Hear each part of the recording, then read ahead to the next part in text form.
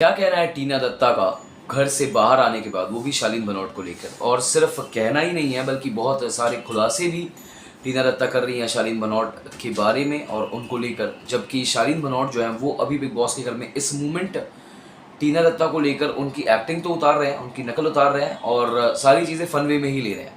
तो क्या कह रही है टीना दत्ता शालीन भनोट के बारे में, आइए आपको देते हैं इस बारे में पूरी अपडेट। नमस्कार, आप देख रहे हैं फीफा फूज और मैं हूं आपका अपना दोस्त और होस्ट गणेश कांदू। तो अगर बात की जाए टीना और शालीन के बॉन्ड के बिग बॉस के घर में, तो एक जब से इनका बॉन्ड बना था तब से इनको एक टैग दे दिया गया था, वो स्टिक कर चुका था इनके साथ, वो था फेक। क्योंकि ये दोनों ही ऐसा महसूस हो रहा था ना कि इनका कोई अलग डेली सोप चल रहा है। ये दोनों कहीं ना कहीं प्रिटेंड कर रहे थे कि एक दूसरे से प्यार करते हैं और वो इनके जो केमिस्ट्री थी ना उसमें लग रहा था कि ये बनाया गया है, अपने से नहीं हुआ है।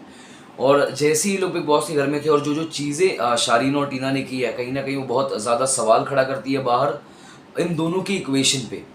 इसी वजह से इनको इनाम दे दिया गया था फेक। क्योंकि टीना दत्ता ने ना, जैसे मतलब अगर आपने 31st वाला एपिसोड भी देखा होगा तो एट मोमेंट उसके थोड़े समय पहले ही टीना शालीन से लड़के आ रही थी और कॉन्सर्ट में आते ही टीना का जो रिएक्शन था डांस करते वक्त, उन्होंने शालीन के कान में बोला कि you made me fall for you Shah, I love you, और ये सारी चीज़ें बोली।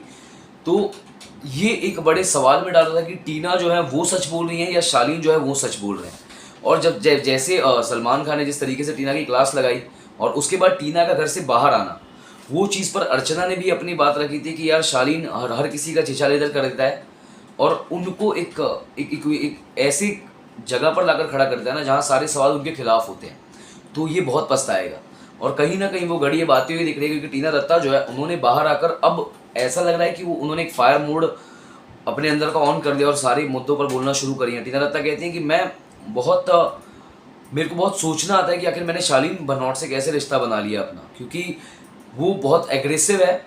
वो मेरी तरफ एक बार चार्जअप करके भी आया था मारने के लिए और उसके साथ मेरा इक्वेशन पहले था जो था वो दोस्ती वाला। लेकिन जैसे जैसे मुझको पता चला कि ये इसका बिहेवियर ऐसा है, इसका नेचर ऐसा है, तो मैंने उससे दूरी बनानी शुरू कर दी थी। और वो कहती है कि रियलिटी शो में कोई इतने समय तक एक्टिंग कैसे कर सकता है, लेकिन शालीन भनोट ने मुझको गलत प्रूव कर दिया इतने समय तक और अभी तक वो बिग बॉस के घर में एक्टिंग ही कर रहे हैं और एक्टिंग पर ही उनका ये सारी चीज़ें चल रही है। इवन शिव और स्टैन भी उनका इसी चीज़ पर मजाक उड़ाते हैं कि यार रियलिटी शो में कोई इतने समय तक एक्टिंग करके यहाँ तक कैसे आ गया।